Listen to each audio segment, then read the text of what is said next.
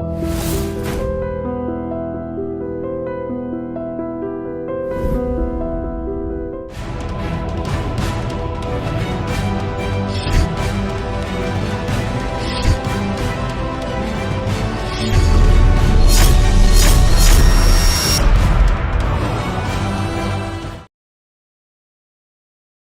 త్రాగుట, మద్యం సేవించుట ఆరోగ్యానికి హానికరం.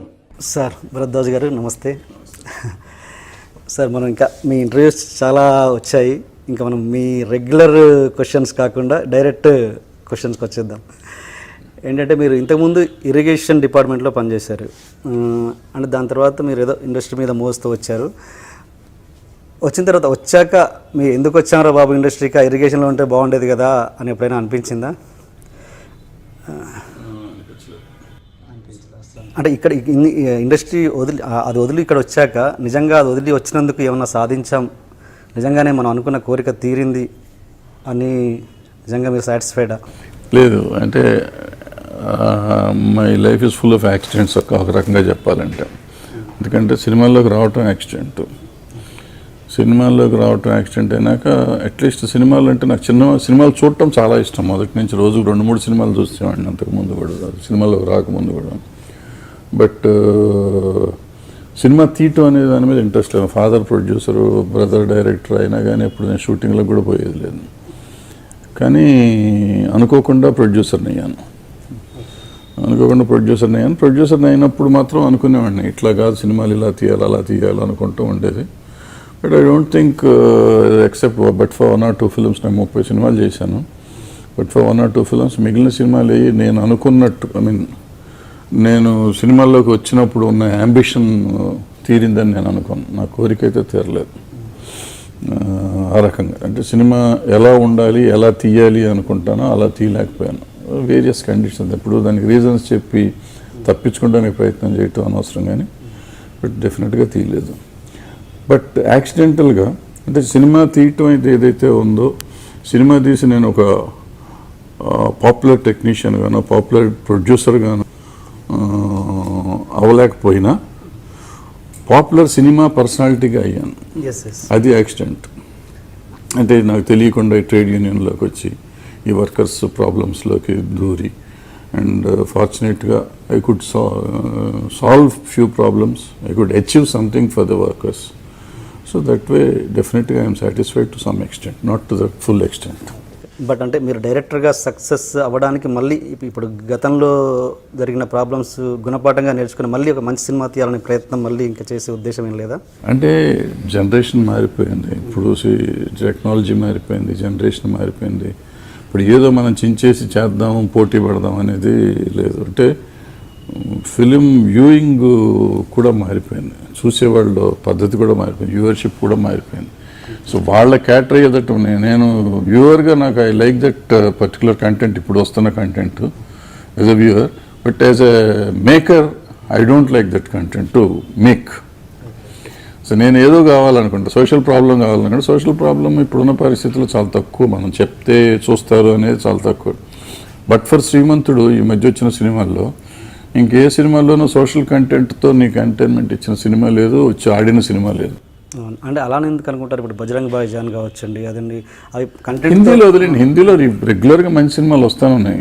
తెలుగులో ఐఎమ్ టాకింగ్ అబౌట్ తెలుగు. మన ఎందుకంటే హిందీ మనకి సంబంధం లేని భాష, మనం వెళ్ళం కాబట్టి. తెలుగులోకి వచ్చేటప్పటికి నాకు తెలిసి ఈ మధ్యకాలంలో వచ్చింది శ్రీమంతుడు ఒకటి, కొంచెం reasonably good film, social awareness కొంత ఉంది.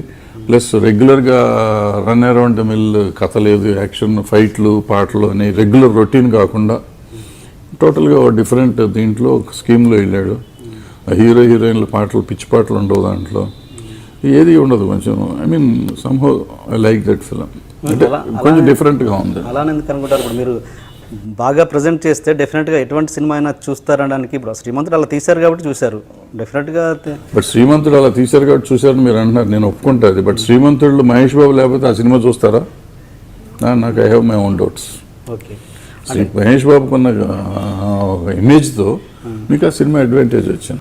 అంటే కొత్త వాళ్ళతో తీసిన చిన్న చిన్న సినిమాలు, మంచి కంటెంట్తో తీసిన సినిమాలు నడిచినవి ఉన్నాయి కదా. సపోజ్ ఆనంద్ కావచ్చండి, ఆనంద్ హిస్టరీ అది ఎప్పుడో 7 ఏళ్ల కింద సినిమా 10 ఏళ్ల కింద సినిమా సంగతి అప్పుడంటే అప్పుడు మనం చేసిన సినిమాలు ఆడుతా ఉన్నాయి. అంటే ప్రతిసారి మిమ్మల్ని చూస్తున్నాను నేను, ఏది పోతే పోనీ కావచ్చు లేకపోతే ప్రతిఘటన కావచ్చు, అది తీసినప్పుడల్లా మీరు మీడియా ముందుకు వచ్చేసి మీకు సినిమాలు చూడడం చేత కాదని ప్రేక్షకుల్ని అనడం 2-3 సార్లు మీడియా ముందు చూశాను. అంటే అది ఇంతవరకు ప్రేక్షకులు నేనంటే అట్లా కాదు, సినిమా చూడటం చేత కాదు నా సినిమాకి నేను ఎప్పుడు అనలేదు, చాలా సినిమాలకు అన్నాను. కానీ పోతే పోనీకి మీరు కామెంట్ చేశారు. పోతే పోనీకి మాత్రం ఐ వాజ్ హర్ట్ నిజంగానే, ఎందుకంటే it was a good film. నేను ప్రతిఘటన ఐ డోంట్ సే అంత గొప్ప సినిమా నేను దాని ప్రతిఘటనలో few scenes are very good, but ప్రతిఘటనకి నేను ఐ డోంట్ సే. బట్ పోతే పోనీ నిజంగా థియేటర్కి రాలి అసలు ఫస్ట్ పాయింట్. నాకు I'm not worried about cinema బాగుంది బాగోలేదు అనేది సినిమాకి వచ్చినా కదా చెప్పాలా. థియేటర్కి జనం రాకుండా చూడకుండా అంటే ఈ సినిమాలు ఏం తీస్తాం, మంచి సినిమా తీస్తాను. కానీ డెఫినెట్గా పోతే పోయిన తర్వాత టీవీలో వచ్చినాక దేర్ సో మెనీ రెస్పాన్స్, విపరీతమైన రెస్పాన్స్ ఉంది దానికి. సో అటువంటి సినిమా రానప్పుడు కొంచెం బాధలో ఉన్నాం. బట్ ఏదైనా కానీ ఒకటి ఆఫ్ లైట్ నేను ఇప్పుడు చెప్పేది ఏంటంటే, అది కోపంలో ఆవేశంలో సినిమా డబ్బులు పోయిన బాధలో ఏదో అని ఉండాలి, కానీ అది కరెక్ట్ కాదు. ఎందుకంటే ఆడియన్స్కి నచ్చితే మీరు చెప్పినట్టు మనం తీసేది వాళ్ళకి నచ్చితే ఏదైనా చూస్తారు. సరిగ్గా వాళ్ళకి నచ్చే విధంగా మనం తీస్తే రాదర్, మనం నచ్చితే కాదు వాళ్ళకి నచ్చే విధంగా మనం సినిమా తీయాలి. సో అది మనం సరైన సినిమా తీస్తే డెఫినెట్గా చూస్తారు వాళ్ళు. ఆ సరైన సినిమా తీయటం ఎలా అనేది ఇంతవరకు ఎవరికి ఆ సైన్స్ టెక్నాలజీ ఎవరికి అర్థం కాలేదు, అందుకే మనం తీయలేకపోతున్నాం. ఆ టెక్నాలజీ రాలేదు కాబట్టి ఫార్ములాలోకి వెళ్తే సేఫ్ అని చెప్పి చాలామంది ఫార్ములా సినిమాలు తీస్తూ ఉంటారు. ఈ డిఫరెంట్ ఫిలిం తీసిన నాబోట్ వాళ్ళకేమో వాళ్ళకి ఈ ఫార్ములా తెలియదు. ఆ డిఫరెంట్లో కమర్షియల్ ఫార్ములా ఎలా రావాలి, లేకపోతే ఆడియన్స్ని ఎట్లా అట్రాక్ట్ చేయాలనేది తెలియకపోవటం అనేదంతా ఇబ్బందులు వస్తూ ఉన్నాయి. మీ అలజడి గురించి మాట్లాడదాం. అలజడి అనే ఒకవేళ అలజడి సినిమా కనుక శివ కంటే ముందు రిలీజ్ అయ్యి ఉంటే కనుక అసలు రామ్ గోపాల్ వర్మ అనే వ్యక్తి ఉండేవాడు కాదు, అసలు శివకి అంత పేరు వచ్చి ఉండేది కాదు అన్నది ఒక ఇండస్ట్రీలో చాలామంది ఇప్పటికీ అనుకుంటారు. అంటే ఇప్పుడు ఎట్లా ఉంటుందంటే అది ఇండస్ట్రీ ఎప్పుడు ఐ డోంట్ సే బయాస్డ్. ఎప్పుడు నా సినిమా నచ్చిన వాళ్ళు, నేను నచ్చిన వాళ్ళు, ఇది అది లేకపోతే ఇది లేదంటారు, లేకపోతే అది లేదంటారు. ఒక నిజం ఏంటంటే శివ కంటే నేను ముందు మొదలెట్టే సినిమా, శివ కంటే ముందు స్క్రిప్ట్ నాది. సో సగం సినిమా అయిపోయినాక వాళ్ళు సినిమా స్టార్ట్ చేశారు, వాళ్ళ దగ్గర డబ్బులోనే కంప్లీట్ చేయగలిగారు, నా దగ్గర డబ్బులు లేట్గా రిలీజ్ చేశాను నేను. అండ్ కథగా వచ్చేటప్పటికి దానికి దీనికి కొంచెం దగ్గరగా ఉంటుంది. బట్ ఆయన చేసిందేమో విజయవాడ లయోలా కాలేజీలో ఆయన చదువుకున్నాను, అక్కడ ఇంజనీరింగ్ అక్కడ చదువుకున్నప్పుడు లయోలా కాలేజీలో అక్కడ చదువుకున్నప్పుడు అక్కడ జరిగిన స్టోరీ ఆయన చేశాడు. నేను ఉస్మాన్ యూనివర్సిటీలో ఇంజనీరింగ్ కాలేజీలో నేను చదువుకున్నప్పుడు నా క్యారెక్టర్ పెట్టుకుని నా ఫ్రెండ్స్తో నా 9 ఫ్రెండ్స్ కథ నేను తీసింది అలా సైడ్. సో రెండింటికి parallel track, almost clash of thought అనుకోండి ఇంకోటి. But some scenes were to be frank they were copied అనే నా ఫీలింగ్ కూడా. ఏది మీ నుంచి? నా నుంచి కాపీడ్ అని నా ఫీలింగ్. లేదా 2 సినిమాలు వేరే సినిమాలు వచ్చేదన్న కాపీ? లేదు, వేరే సినిమా నుంచి. వేరే సినిమా అంటే ఇప్పుడు రకరకాల సినిమాలని ఇప్పుడు నాకైతే గ్యారంటీగా west side story inspiration, old classic, but musical cinema అది. బట్ ఆ టేకింగ్ సైడ్ కానీ అది కానీ డెఫినెట్గా అది నాకు ఇన్స్పిరేషన్. నిజంగా మాటను నమ్ముతారా మీరు? ఒకవేళ సపోజ్ దానికంటే ముందు మీ అలజడి రిలీజ్ అయ్యి ఉంటే కనుక ఏం అయ్యేదేమో. కాకపోతే ఇంకోటి కూడా అనుకోవచ్చు కదా, అసలు శివ రిలీజ్ అయ్యి సూపర్ హిట్ అయింది కాబట్టి శివ లాంటి పోస్టర్ చూసి ఈ సినిమాకి కూడా ఓపెనింగ్ వచ్చిందేమో, లేకపోతే చిన్న సినిమా చూసేవారు కాదేమో. ఎందుకు పాజిటివ్గా ఆలోచించకూడదు, ఎందుకు నెగిటివ్గా ఆలోచించాలా? ఎవరు పక్కనోడు తప్పు నాయన రైట్ అని ఎందుకు అనుకోవాలా? ఒక సీన్ ప్యారలల్ సీన్ చెప్పండి ఒకటి, అందులో ఇందులో ఉంది. నాకు దాంట్లో మా నరేష్ సీన్ ఫైట్ ఉంటుంది, నరేష్ని కొట్టే సీన్. మీరు దాంట్లో షాడో యాక్ట్ అదంతా ఉంటుంది, ఆ ఫైట్ అంతా అది యాజ్ ఇట్ ఈజ్ నేను ముందు తీశాను, తర్వాత వాళ్ళు తీశారు. మీడియా కష్టాల గురించి ముందుకు వచ్చే భరద్వాజ్ గారు ఈ మధ్య కొంచెం సైలెంట్ అయిపోయారు, ఏంటి దానికి కారణాలు? ఏం లేదు, ఇప్పుడు సియర్ సిన్స్ ఆల్మోస్ట్ 30-35 ఇయర్స్గా ఇండస్ట్రీని గురించి సింగిల్ వాయిస్ లాగా మాట్లాడుతూ వచ్చాను. So I'm tired rather. ఎంతకాలం నేను ఒక్కడనే మాట్లాడేది, చాలా జనరేషన్ మారిపోయింది, వాళ్ళు మాట్లాడవచ్చు కదా, ఎవరి కష్టం వాళ్ళు మాట్లాడుకోవాలి. అండ్ ఇంకోటి, నేను ఐఎమ్ నాట్ దట్ యాక్టివ్. ఇప్పుడు ఉన్న యాక్టివ్గా నేను లేని పరిస్థితి లేకుండా ఊరికే పెత్తనం తీసుకుని వాళ్ళ మీద పెద్దరికం చెలాయిస్తానికి నేను వచ్చి కూర్చోవటం కూడా కరెక్ట్ కాదు. ఇప్పుడు నా కష్టం మొన్నటిదాకా ఏంటంటే నేను దాంట్లో ఇన్వాల్వ్ అయ్యి ఉండేవాడిని, ప్రతి దాంట్లో నేను ఉండేవాడిని కాబట్టి కొంతవరకు నాకు కష్టం తెలుసు కాబట్టి నేను చెప్పగలిగేవాడిని. ఇవాళ నేను చూసో లేకపోతే ఎవరో వచ్చి చెప్పింది నమ్మో చెప్పాలి తప్ప నాకు యాక్చువల్ ఎక్స్పీరియన్స్ లేదు, ఎక్స్పీరియన్స్ ఉండలేదు. లేని కష్టాన్ని గురించి నేను ఎందుకు మాట్లాడాలి? First point. రెండో పాయింట్, ఎవరి కష్టం వాడు తీర్చుకోవాలి. 30 ఏళ్ళు 40 ఏళ్ళు అయిపోయినా కూడా ఇంకెవరో ఒక మనిషి వచ్చి చెయ్యాలి అనే తాపత్రయం నుంచి మనుషులు వాళ్ళ కష్టం వాళ్ళు తెలుసుకోవాలి అనేది నా ఫీలింగ్. అందుకే కొత్త నాయకత్వం రావాలి, కొత్త మనుషులు రావాలని కొత్త తరం కోసం వెయిటింగ్. వచ్చారు కొంతమంది చేసేవాళ్ళు చేస్తున్నారు. అంతేనా లేదా ఒక వార్త ఒకటి వస్తున్నట్టు నా వరకు వచ్చింది కాబట్టి అంటున్నాను. ఏంటంటే భరద్వాజ్ గారికి కొన్ని ఫోన్ కాల్స్ వెళ్ళాయి, కొన్ని అండర్స్టాండింగ్స్ జరిగాయి, అందుకే ఆయన మీడియా ముందుకు రావట్లేదు. అంత ధైర్యం ఉన్న మగవాళ్ళు ఉన్నారు అసలు ఇండస్ట్రీలో? నాకు ఫోన్ చేసి అంత మగవాడు ఉన్నాడా? I don't know. ఇది చిత్రపురి కాలనీ గురించి మాట్లాడితే దాంట్లో ఫ్లాట్స్ నిజంగా ఉపయోగపడ్డాయి అందరికీ, ఏమన్నా దుర్వినియోగం జరిగిందంటారా? చాలా వరకు దుర్వినియోగం జరిగిందనే ఇండస్ట్రీ టాక్. ఇప్పుడు ఇదిగో ఉందంటే అదిగో, ఇదిగో పులంటే అదిగో అంటారు, అంత టైప్లో ఏదో ఉంటుంది. ఇది చిత్రపురి కాలనీ 1991లో 92లోనో ఓపెన్ అయింది. అక్కడి నుంచి ఇవాళకి దగ్గర దగ్గర 25 సంవత్సరాలు 24 సంవత్సరాలు అయిపోతుంది. అంటే 9 ఏళ్ళు, ఇది 14 ఏళ్ళు, 15 ఏళ్ళు, 16 ఏళ్ళు. సో 25 ఇయర్స్ ఆల్మోస్ట్ కంప్లీట్ అవుతుంది. అది జరగకుండా ఉంది. ఇప్పుడు సినిమా ఇండస్ట్రీలో అంటే సినిమా వాళ్ళు ఎంతమంది డబ్బు కడతారు? డబ్బు కట్టకుండా అసలు 10 ఏళ్ళు మాకు ఫ్రీగా ఇస్తారని ఆశతోనే అటు వెయిట్ చేసి తర్వాత గవర్నమెంట్ తీసేసుకుందాం అనుకుంది. దాన్ని మళ్ళీ మొత్తానికి ఏదో ఒక కొలిక్కి తీసుకొచ్చినాక చేసాం. ఇవాళ 4400 ఇళ్ళు దాంట్లో ఉన్నాయి, వస్తున్నాయి. నాకు తెలిసి 80% 2000 హౌసెస్ సింగిల్ బెడ్రూమ్. సింగిల్ బెడ్రూమ్లో ఒక్కళ్ళు కూడా బయట వాళ్ళు ఉన్నారని నేను అనుకోను. మొత్తం సినిమా వాళ్ళే ఉన్నారు. ఓకే. సో వాటి తర్వాత ఇప్పుడు మనం వచ్చి గృహప్రవేశం చేసినాక వాళ్ళు అమ్ముకున్నారా, అద్దెకిచ్చుకున్నారా పక్కన పెడితే, మనం అలాట్ చేసినప్పుడు మాత్రం ఆల్మోస్ట్ అంతా సినిమా వాళ్ళే ఉన్నారు. 100%. 1% అన్నా నేను చెప్పలేను కానీ, బట్ 1% కూడా ఎట్లా వస్తుందంటే, ఫర్ ఎగ్జాంపుల్ ఇప్పుడు మీరున్నారు, మీరు సినిమాకి ఏం సంబంధం లేదు, బయట ఉన్నారు, బట్ మీడియాతో సంబంధం ఉంది. సో లేకపోతే ఇప్పుడు ఐ డ్రీమ్స్లో మీరు పనిచేస్తున్నారు కాబట్టి, ఐ డ్రీమ్స్ ఒక మీడియా సంస్థ కాబట్టి, సినిమాతో ఇన్వాల్వ్ అయిన సంస్థ కాబట్టి, వాళ్ళు మొదటి నుంచి మా శాటిలైట్ రైకుల్లో లేకపోతే ఇంకోటి కొన్నారు, ఏదో somehow it is involve with cinema కాబట్టి, మీకు నేను ఒక ఇల్లు ఇద్దామని నేను అనుకుంటే, మీరు ఫెడరేషన్లోనో దేంట్లో కార్మికుడు కాదు కానీ బయట ఎవడ అంటాడు, మీకు ఇచ్చిన దాన్ని కాదు అంటే ఎంతవరకు కరెక్ట్? అట్లాగే సినిమా పబ్లిసిటీ చేసిన అలా ఓకే, ఇంతవరకు ఓకే అండి. అసలు కంప్లీట్గా ఇండస్ట్రీతో సంబంధం లేని వ్యక్తులు వస్తే అక్కడికి కూడా వస్తాను. సో ఇట్లా పోతా ఉంటే కొంతమంది ఇటువంటి వాళ్ళు ఉన్నారు. ఇది కాకుండా సినిమా ఇండస్ట్రీ కాకుండా వచ్చిన వాళ్ళు నేను వెళ్ళినప్పటికీ దగ్గర దగ్గర ఒక 1500 మంది ఉన్నారు. నేను సెక్రటరీగా చేరిన డైరెక్ట్గా ఇంటర్వ్యూస్ చేసి వాళ్ళందరినీ. ఎందుకంటే కొంతమంది నా సినిమాలోనే యాక్ట్ చేసామని చెప్పి, నా సినిమాలోనే పని చేసామని చెప్పి నా అప్లికేషన్లు పెట్టి, అప్లికేషన్ తీసి అప్లికేషన్ ప్రకారం ఇంటర్వ్యూ చేసి మీరు సినిమా వాళ్ళ కాదా అని ఇంటర్వ్యూ చేస్తే, ఎన్టీ రామారావు గారి కంపెనీ నుంచి చరిత్ర నుంచి ఎక్కువ మంది వచ్చారట, మాకు తెలియదు.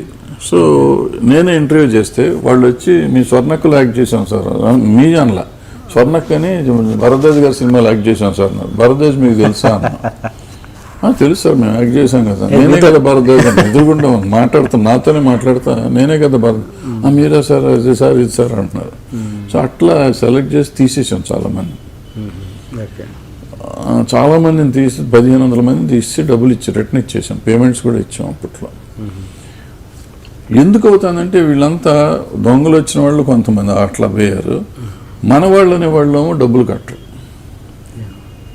డబ్బులు లేకపోతే కదా 400 కోట్ల ప్రాజెక్ట్, అది 400 కోట్ల ప్రాజెక్టుకి పేమెంట్స్ వస్తేనే అవుతాయి. సో మళ్ళీ డబ్బులు కట్టిన వాళ్ళని తీసేశారు కొంతమంది, 900 మందినో 1000 మందినో. నేను సెక్రటరీగా మారిపోయినాక మళ్ళీ వాళ్ళు కొంతమందిని తీసేశారు నెక్స్ట్ బాడీ వచ్చినప్పుడు.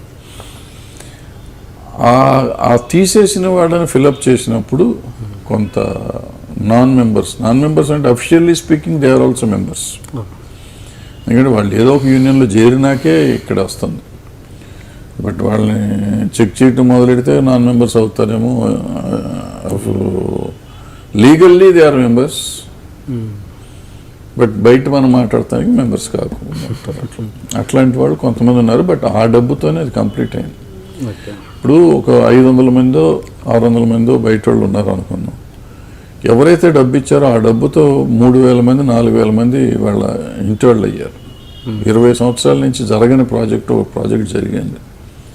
ఇప్పుడు 500 మందిది తప్పని చెప్దామా, వాళ్ళని సఫర్ చేద్దామా, లేకపోతే మన వాళ్ళు మిగిలిన వాళ్ళంతా బాగున్నారని హ్యాపీగా ఉందామా? ఓకే. సో దీంట్లో తప్పు చేసాం అనే దానికంటే తప్పుని ఒక మంచి పని కోసం ఆ తప్పు చేస్తే తప్పు లేదని నా ఫీలింగ్. అలా తప్పు జరిగింది మాట నిజం, 100% జరిగింది, కాదని నేను అన్నాను. అంటే ఇప్పుడు మరి 500 మందిని ప్యూరిఫై చేయాలనుకుంటే ఇప్పుడు ఎవరైనా రెడీగా ఉంటే కట్టడానికి మరి వాళ్ళు డబ్బులు కట్టిన వాళ్ళు ఏమవుతారు? వాళ్ళు 15 ఏళ్ళ నుంచి డబ్బులు కట్టున్నారు కదా. వాళ్ళు డబ్బులు కట్టుంటే వాళ్ళు హైదరాబాద్లో అదే డబ్బులు ఎంత వస్తుంది? వాళ్ళకి అంత ఇస్తాం, వాల్యూ ఇవ్వగలం మనం. ఇప్పుడు మీరు డైరెక్షన్ డిపార్ట్మెంట్లో సార్ కార్డు తీసుకోవాలంటున్నారు. ప్రతి ఒక్కరికి ఖచ్చితంగా కార్డు తీసుకుంటారు. పాపం నిజంగా ఒక్కొక్కటి అసలు అన్నం తినడానికే పూట గడవడానికే లేనప్పుడు కార్డు ఎలా కడతాడు? ఒకవేళ నిజంగా పోనీ అలాంటి రెమ్యునరేషన్ కరెక్ట్గా వచ్చే చర్యలు ఏమన్నా మీరు తీసుకుంటున్నారా? ఇది అది లేకనే కదా ఇప్పుడు మీకు చిత్రపురి కాలనీలో డబ్బులు కట్టలేని వాళ్ళు ఉన్నారు అంటే. అది లేక కాదు, అది ఉన్నా కూడా చాలా మందికి రాంగ్ నోషన్ ఏంటంటే సినిమా ఇండస్ట్రీ అసలు ఫస్ట్ పాయింట్, సినిమా ఇండస్ట్రీ అనేది వ్యాపారాత్మకమైన బిజినెస్. అందులో పనిచేస్తానికి వచ్చేవాడు కూడా కళ మీద కళా తృష్ణ ఉంటేనే వస్తారు. సో నేను సినిమా ఇండస్ట్రీలో పనిచేస్తాను, నాకు ఫ్రీగా ఇవ్వమని సినిమా ప్రొడ్యూసర్ దగ్గర నుంచి ఆఫీస్ బాయ్ దాకా ఎవడు అడిగే హక్కు లేదు నా లెక్క ప్రకారం. ఇండస్ట్రీని డెవలప్ చేయడానికి ఒక గవర్నమెంట్ ఏదన్నా నీకు ప్రోత్సాహ పథకం ఇవ్వటం తప్పు లేదు, కానీ ప్రోత్సాహం ఇస్తున్నాను కానీ ఫ్రీగా ఇవ్వమని అడగటం అనేది ఎంతవరకు కరెక్ట్? నిన్ను ఎవడు సినిమా ఇండస్ట్రీకి రమ్మని అడగలేదుగా. నువ్వు సినిమా ఇండస్ట్రీకి వచ్చావు కాబట్టి నాకు ఫ్రీగా ఇవ్వమంటే ఎవడు రమ్మన్నాడు? వచ్చి ఫ్రీగా వస్తుందని చెప్పి వచ్చావా? అది కాదు. సో అది ఒక పాయింట్. తర్వాత ఇక్కడికి వచ్చినాక నాకు పని ఇవ్వలేదు, జీతం కట్టలేదు అంటే ఎవరు కడతారని ఎక్కడి నుంచి వస్తుంది? ఎంతమందికి ఇస్తారు? నీకు సంవత్సరానికి ఇప్పుడు 300-200 సినిమాలు అయినాయి కానీ అంటే 100 సినిమాలు స్ట్రైట్గా చేశారు, మిగిలిన డబ్బింగ్ సినిమాలు 100-110 వస్తాయి. 110లో ఎంతమందికి ఎంప్లాయ్మెంట్ వస్తుంది? ఎలా వస్తున్నారు? వచ్చినాక నాకు డబ్బులు రాలేదని మీరు ఎలా అంటారు? ఒకటి. రెండోది, ఈ డబ్బులు కట్టాలి అంటే ఇక్కడ కంప్లైంట్ ఇస్తేనే తీసుకుంటాం, కంప్లైంట్ ఇస్తేనే దాని మీద యాక్ట్ అవుతారు. Association, any organisation, direct association అనంటే ఏ ఆర్గనైజేషన్ అయినా కంప్లైంట్ ఇవ్వడానికి నీకు ఇష్టం లేనప్పుడు, నీకు ఇష్టం లేని పని నేను వెళ్ళి ఇక్కడ చేస్తాను. అసోసియేషన్లో ఉన్న ప్రెసిడెంటో సెక్రటరీ వెళ్ళి నువ్వు పలానా వ్యక్తికి డబ్బులు ఇవ్వలేదంట కదా, ఊరికి ఎక్కడో గాలి వార్త అయినాయి, అది నిజమాబద్ధం అని తెలియదు. పోనీ ఒకవేళ వెళ్ళి ఇప్పిద్దాం అనుకుంటే వీడు వచ్చి లేదు సార్ ఇచ్చేసారు సార్ అంటాడు. మెంబర్ సపోర్ట్ చేస్తేనే కదా ఆర్గనైజేషన్ నీకు సపోర్ట్ చేసేది. మెంబర్ సపోర్టే లేకుండా ఎట్లా చేస్తారు? ఊరికే చెప్తారు అసోసియేషన్ ఎందుకు పట్టించుకుంటుంది? అన్లెస్ నువ్వు రియాక్ట్ అయితే పట్టించుకుంటుంది. నువ్వు రియాక్ట్ అవ్వకుండా పట్టించుకోలేదు అంటే దాన్ని పెద్దానికి అసోసియేషన్ మీద ఛాంబర్ మీద తోసేయటం అనేది కరెక్ట్ కాదు. అంటే నిజానికి ఇన్కమ్ పరంగా చూస్తే ఒక డైరెక్షన్ డిపార్ట్మెంట్లో ఉన్నవాడికే నిజానికి తక్కువ ఇన్కమ్, డైరెక్టర్ అయ్యాక కాదు, అసిస్టెంట్ డైరెక్టర్గా అసోసియేట్గా ఉన్నప్పుడు నిజంగా తక్కువ మిగతా డిపార్ట్మెంట్స్తో కంపేర్ చేస్తే. బట్ పాపం వాళ్ళు ఈ కార్డు కట్టే పరిస్థితుల్లో ఉంటారా నిజంగా? ఇంత కార్డ్స్ ఇప్పుడు ఒక కాస్ట్యూమర్ అనుకోండి, ఒక ఫైట్ మాస్టర్ అనుకోండి, వాళ్ళు కట్టగలరు.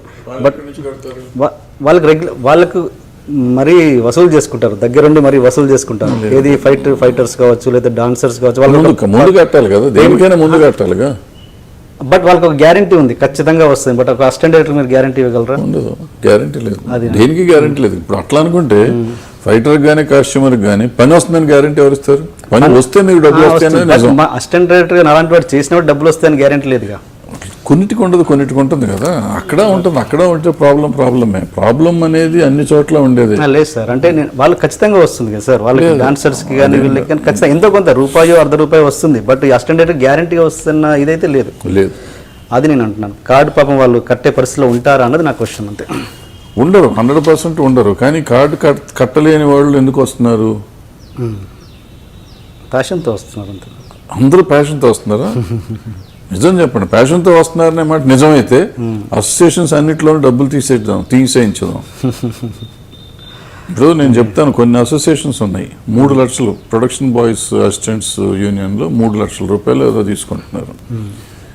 అక్కడికి వచ్చి వాడి కార్డు ₹3 లక్షల కార్డు తీసుకుంటే వాడికి పెళ్ళి అవుతుందంట, 5 లక్షలు కట్నం ఇస్తారంట. అవును. మరి ఇటువంటి దరిద్ర వాళ్ళన్నీ ఉంటే ఇది ప్యాషన్ అని మీరంటే నేను నమ్మంటే ఓకే, కొంత ఎక్కడైనా ఎక్కడ లోటుపాట్లు ఉంటాయి సార్, అన్ని చోట్ల లోటుపాట్లు ఉంటాయి, అన్ని చోట్ల దరిద్రాలు ఉన్నాయి. దరిద్రాన్ని కూడా మనం కడుగుదాం అంటే చెప్పండి, రెడీ. దరిద్రం మాత్రం కాదు, కానీ మీరు మాత్రమే దరిద్రం అంటే నువ్వు నేను ఏదైనా తప్పు చేస్తాను కానీ నువ్వు మాత్రం చేయొద్దంటే నేను ఎందుకు శుచిమంతుడిలాగా ఉండాలి? మీరు మాత్రం దరిద్రం చేయాలా? చేస్తే అందరం కలిసి దరిద్రం చేద్దాం. సరే, అసలు ఈ డిజిటలైజేషన్ వచ్చాక అసలు ఇండస్ట్రీ చెడిపోయిందా లేదా బాగుపడుతుందా? టు బి ఫ్రాంక్, బాగా చెడిపోయింది. బాగా చెడిపోయింది. ఎందుకు చెడిపోయిందంటే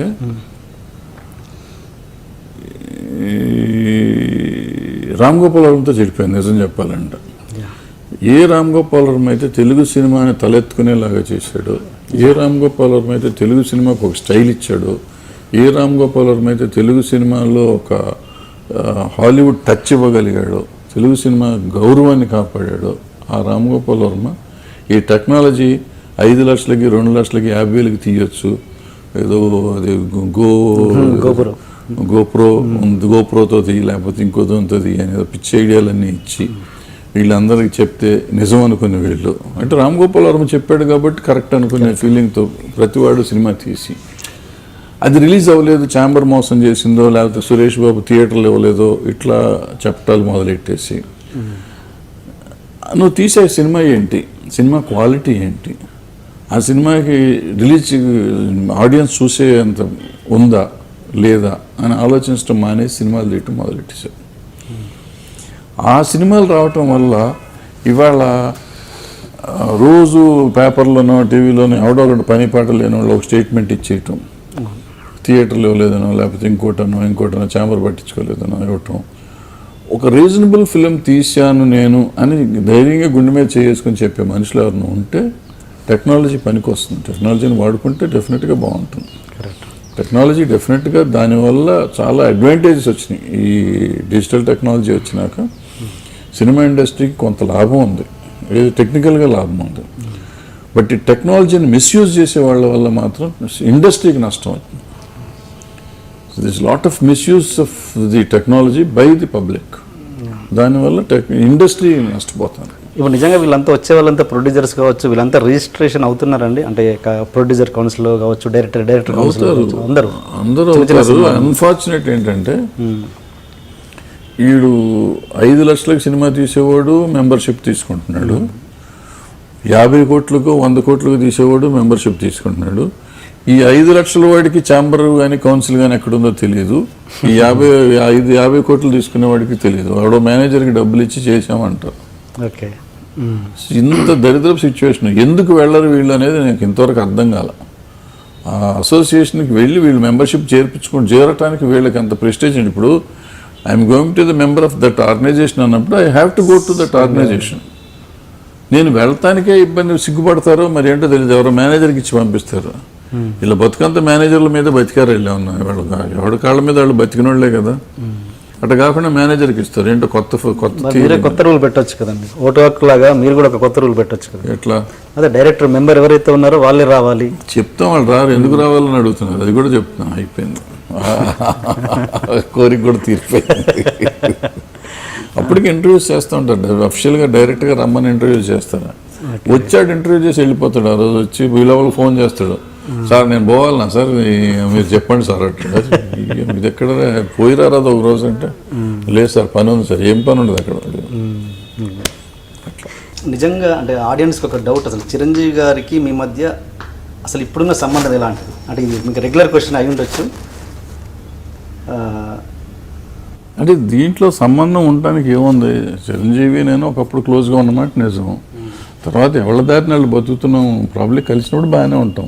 నిజంగా అంటే అంత క్లోజ్గా ఉన్న వ్యక్తులు ఇంత గ్యాప్ రావడానికి ఏదో ఒక రీజన్ ఉంది. ఇది గ్యాప్ రావడానికంటే అప్పట్లో నేను మెడ్రాస్లో ఉండేవాడిని, తను బిగినింగ్ డేస్. సో ఆల్మోస్ట్ మన ఆఫీస్లో తను ఉంటామో, తన రూమ్లో నేను పడుకోవటమో అట్లా చేసేవాళ్ళం. సో ఆ క్లోజ్గా ఉన్నప్పుడు అన్నయ్య అని మన ఆఫీస్కి వస్తాను. నేను తర్వాత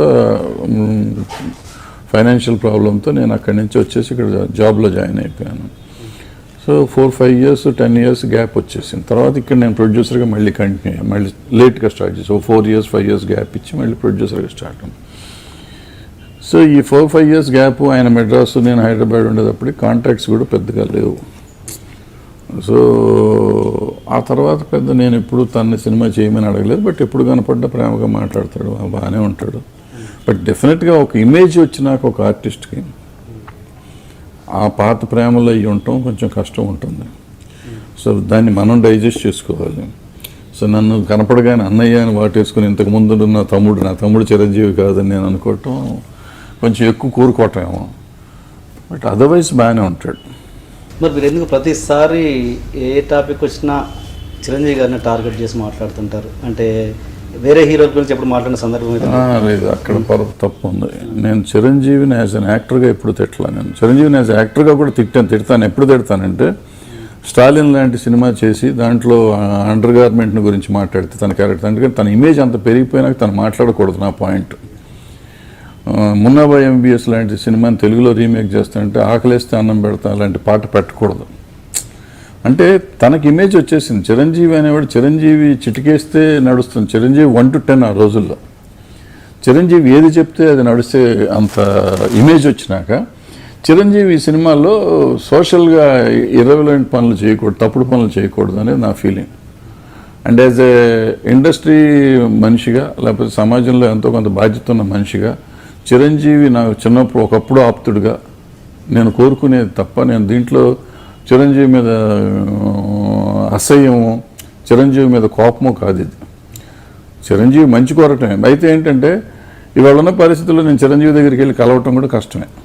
ఆయన మళ్ళీ ఇంటర్వ్యూ తీసి ఇప్పుడు నా అహంకారం నాకు ఈగో ఉంటుందిగా. చిరంజీవి నాది ఆఫీస్లో ఉండే చిరంజీవి దగ్గరికి నేను ఇంటర్వ్యూ తీసుకుని అపాయింట్మెంట్ తీసుకుని వెళ్ళటం ఏంటంటే నాకు ఉంటుంది. So I don't want go to him and tell him. కలిస్తే చెప్పాలి, కలుస్తానికి ఎన్ని సంవత్సరాలకు ఒకసారి కలుస్తాం మాకే తెలియదు. సో అందుకని ప్రాబ్లీ నేను నా దీన్ని బయట చెప్తాను. ప్లస్ మీడియాలో వాడుకుంటాను. నాకు మీడియా రెగ్యులర్గా ఏదో టచ్లో ఉంటాం కాబట్టి మీడియాను వాడుకున్నాను, అంతే తప్ప నేను అతని మీద అసహ్యం లేదు. ఇక పొలిటికల్గా మాత్రం ఐఎమ్ అగెనిస్ట్ దట్. ఎందుకంటే ఐ నో హిమ్, అతను పర్సనల్గా నాకు బాగా తెలుసు కాబట్టి అతను పాలిటిక్స్కి పనికిరాడని నేను ఆ రోజు ఎలక్షన్ అతను ప్రజారాజ్యం పెట్టే ముందు పెట్టాను. నేను ప్రూవ్ అయింది కదా, నేను తప్పు కాదు కానీ ఇప్పుడు తెలిసిపోయింది కదా. అందరికీ అలా చెప్పొచ్చుగా మీరు ముందే.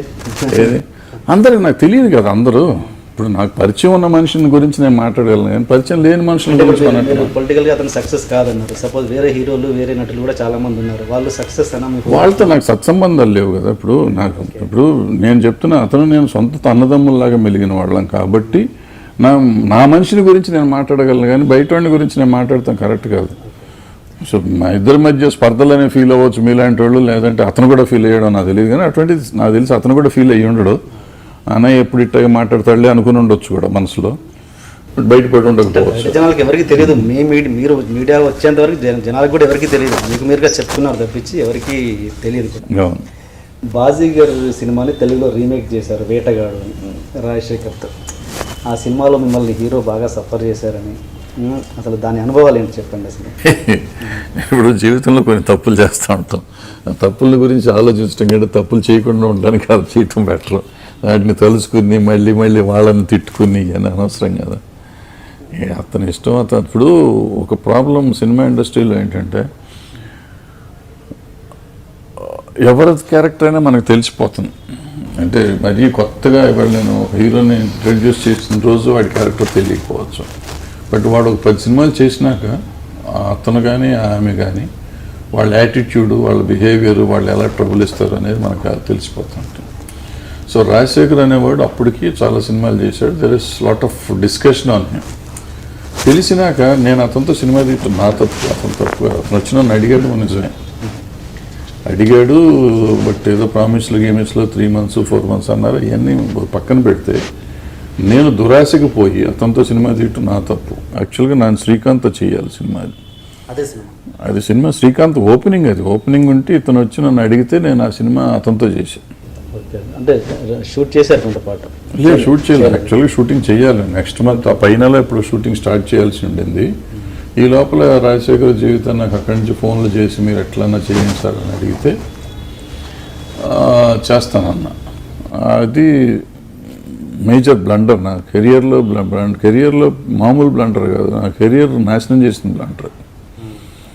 ఆ రోజు నుంచి ఈ రోజు వరకు కోలుకోలేను నేను, ఫైనాన్షియల్గా కానీ లేకపోతే కెరియర్ పరంగా కానీ. ఎందుకంటే నేను చాలా బిజీగా ఉన్న డైరెక్టర్ని అప్పట్లో, ప్రొడ్యూసర్ని కూడా. ఈ రెండు జీరోకి వచ్చేసినాయి ఆ బాజీ గారి దెబ్బతో. ఫైనాన్షియల్గా నేను దగ్గర 12 ఏళ్ళు 13 ఏళ్ళు నేను కష్టపడి పనిచేసి తీర్చుకోవాల్సి వచ్చింది అప్పులన్నీ.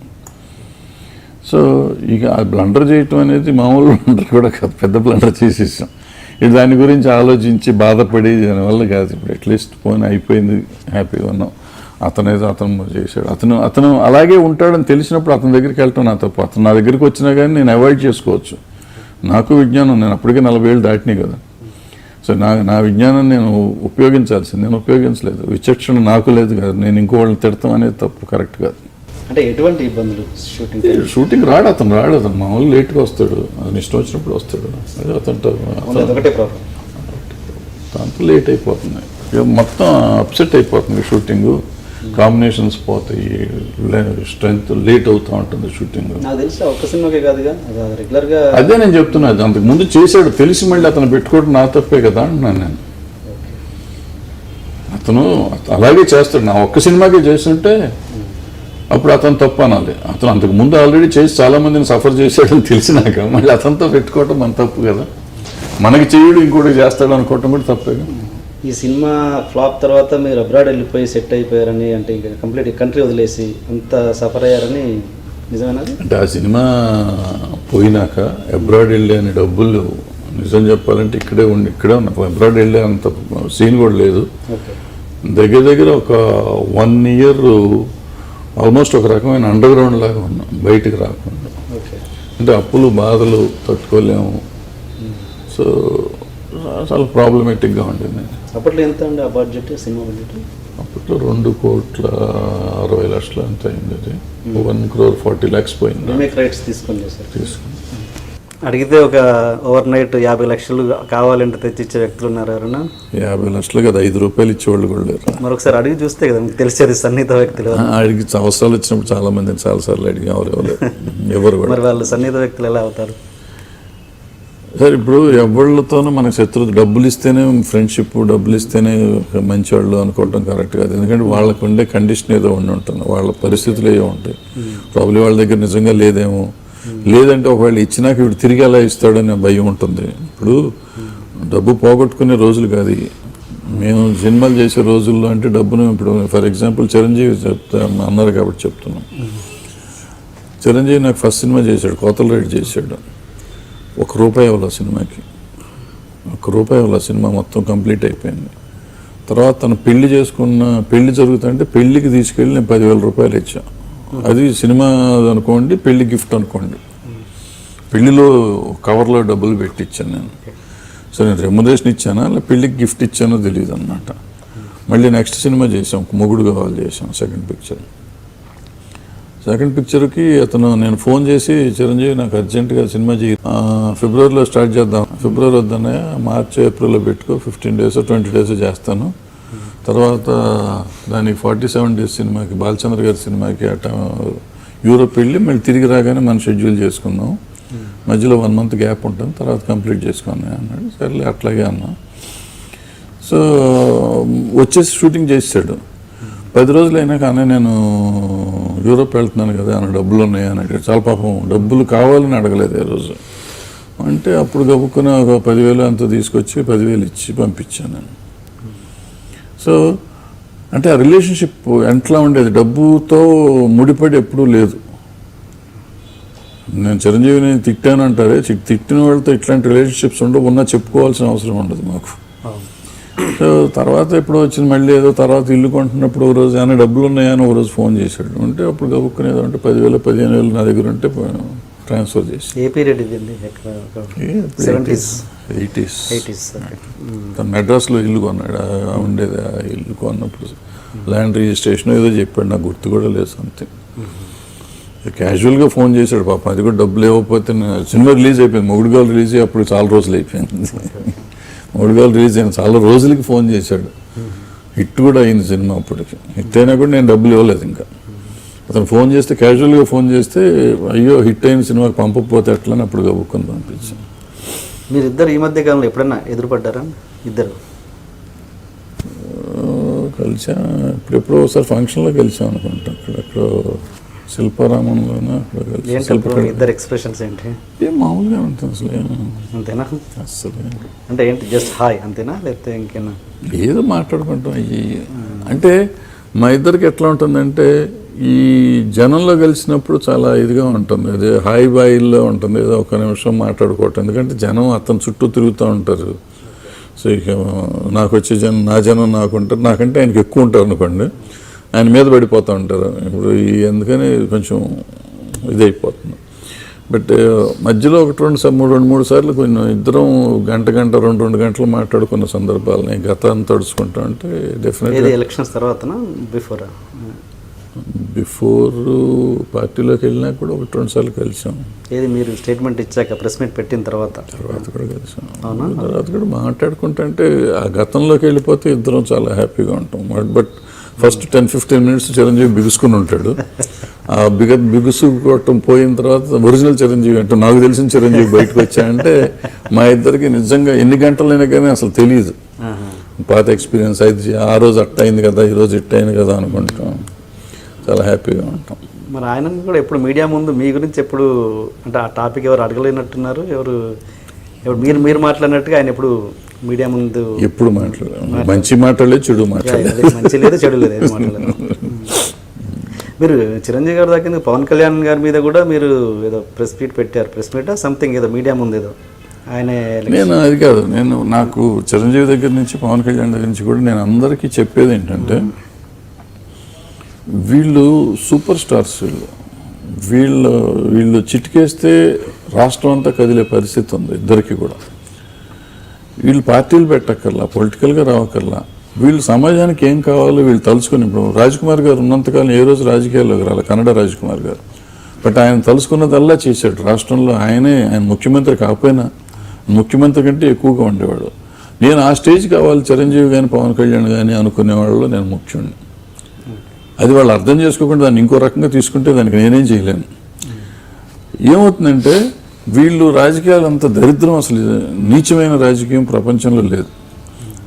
ఇవాళ చిరంజీవి రాజకీయాల్లోకి వస్తాడన్న రోజున మీరు మీడియా మొత్తం చూడండి, అన్ని ఛానళ్ళు ఆయన ముందు వేసుకుని ఆయన మీద నడిపించుకున్నారు, గంటల షోలు నడిపించారు, పేపర్లన్నీ ఫ్రంట్ పేజీలు నడిపించారు. ఇవాళ చిరంజీవి ఏ పేజీలు వేస్తున్నారు సార్? ఎంత న్యూస్ వేస్తున్నారండి? చిరంజీవి ఏమైపోయాడు? ఎందుకైంది చిరంజీవి పరిస్థితి అట్లా? దానికి బాధపడాలా, సంతోషించాలా? ఇప్పుడు అట్లాగే వీళ్ళని అనేది ఏంటంటే వీళ్ళు తలుచుకుంటే సమాజానికి మార్పు తేగలరు, కొంచెం జాగ్రత్తగా ఉండాలి. ఇప్పుడు పవన్ కళ్యాణ్ అన్నాను అంటారు, పవన్ కళ్యాణ్ ఏమన్నాడు, నేను వచ్చి మొత్తం ప్రశ్నిస్తానండి. ఎందుకు ప్రశ్నించు అన్నా? ప్రశ్నించాల్సిన అవసరం వచ్చినప్పుడు ప్రశ్నించాలి కదా. సడన్గా వెళ్ళిపోతాడు లోపలికి అతను. నేను అనేది ఏంటంటే నీకు మంచి మనసు ఉంది, రెస్పాండ్ అవ్వాలనుకుంటావు, అవ్వవు. అది నా పవన్ కళ్యాణ్ మీద నా కంప్లైంట్. నీకు కోరిక ఉంది, నీకు నాలెడ్జ్ ఉంది, సమాజం అంటే నీకు అవగాహన ఉంది, కానీ నువ్వు ఇన్ టైం ఎందుకు రెస్పాండ్ అవ్వవు? నువ్వు రెస్పాండ్ అవ్వకపోయినప్పుడు నువ్వు ఎందుకు అనవసరంగా ప్రజారాజ్యం లాగానే ఇంకో పార్టీ పెట్టి దాన్ని అలరా అయిపోతావు అనేది నా ఫీలింగ్. అంతకంటే దాంట్లో పవన్ కళ్యాణ్ అంటే నాకు ఇష్టం ఉంది, అతనికి సమాజం మీద అవగాహన ఉందనే ఇష్టం ఉంది, అన్నీ ఉన్నాయి. కానీ అతను అలరైపోతాడేమో ఇట్లాగే అని చెప్పి ఫీలింగ్ నాకు. అంతకంటే వేరే ఏం లేదు. వాళ్ళ ఫ్యామిలీ మీద కానీ వాళ్ళ మీద కానీ నాకు ఏ రకమైన బ్యాడ్ లేదు. వీళ్ళకున్న పాపులారిటీని వాళ్ళు సరిగ్గా యూటిలైజ్ చేసుకోకుండా చెడగొట్టుకుంటున్నారేమో అనేది ఫీలింగ్. ఒక ఆయన ప్రూవ్ చేశాడు, రెండు ఆయన ప్రూవ్ చేస్తాడు అని భయం. ఆయనతో మీకు చనువు ఉందండి పవన్ కళ్యాణ్ గారితో? మీకు మామూలుగా తెలుసు అండి, చిరంజీవి తమ్ముడు కాబట్టి చిరంజీవితో ఉన్న చనువు కొద్దీ అంత. ఆయన పార్టీ మీద మీ అభిప్రాయం ఏంటి? ఇదేనా? పార్టీ మీద ఏం లేదు, అతను డెఫినెట్గా సరిగ్గా చేస్తే బాగుంటుంది. ఇవాళ తెలుగు రాష్ట్రంలో 2 రాష్ట్రాల్లోనూ ఆల్టర్నేటివ్ అవసరం. ఆల్టర్నేటివ్ అంటే మనిషిని ప్రజలు నమ్మే అంత నమ్మకం కలిగించేవాళ్ళు కావాలి. సో ప్లస్ జనాకర్షక మనిషి కావాలి, జనాన్ని ఆకర్షించే మనిషి కావాలి. పవన్ కళ్యాణ్కి ఆ కెపాసిటీ ఉంది.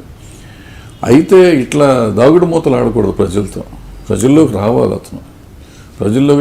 ప్రజల్లో మమేకం అయిపోగలిగితే బాగుంటుంది. అంటే ఆయన తెలుగుదేశంతో కలవడం మీరు సంప్రదిస్తారా? దానిలో అసలు ఎందుకు కలవాలంటున్నా, ఎందుకు కలవాలంటున్నా? ఎవరితో ఎందుకు కలవాలి?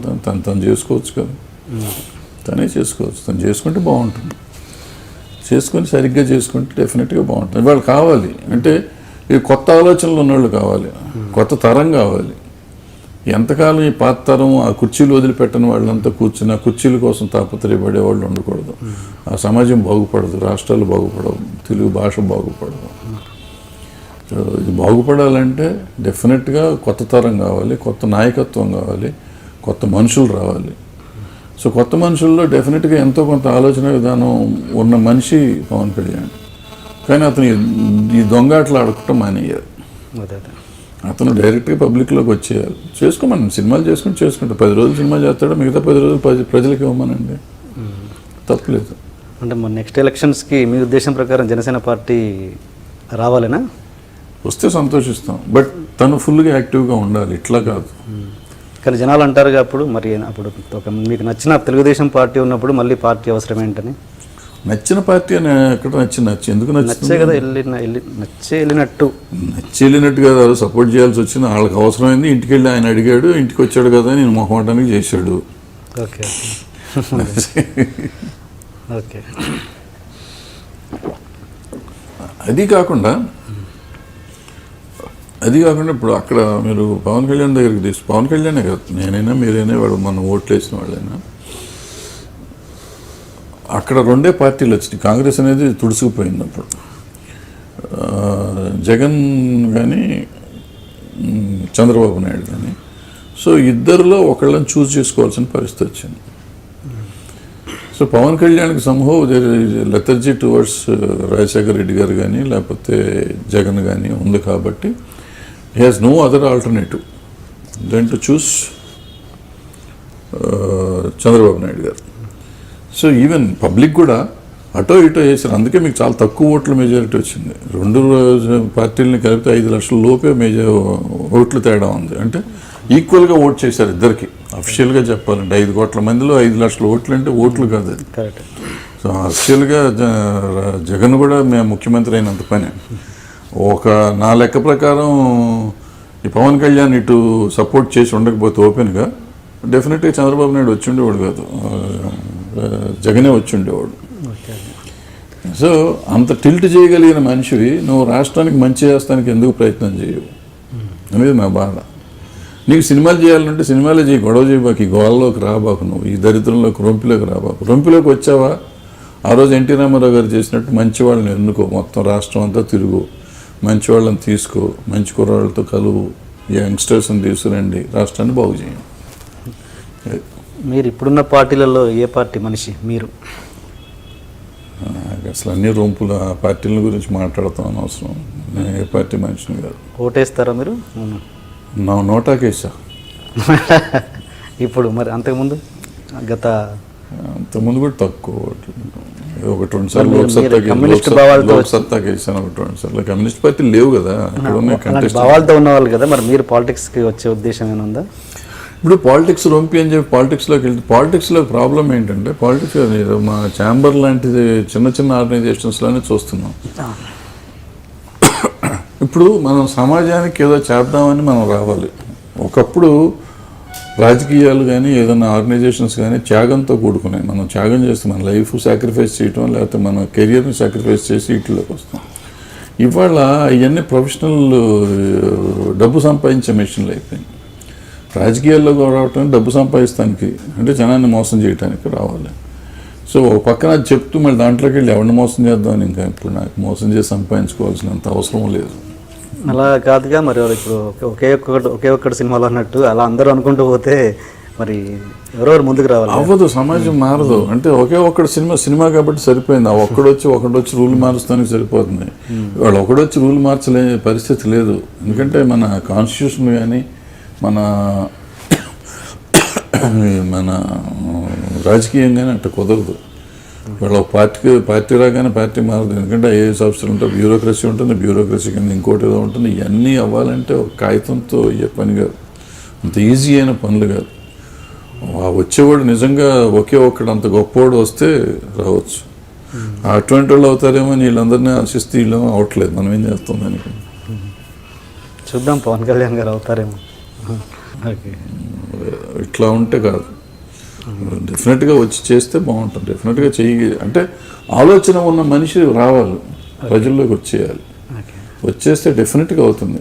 అతను వచ్చి ఎలక్షన్ దాకా కూడా అక్కడ ఎలక్షన్ లోపలే మొత్తం మారిపోతుంది, సమాజం మారిపోతుంది. అతను కానీ నిజంగా వచ్చి చేయగలిగితే ఓకే.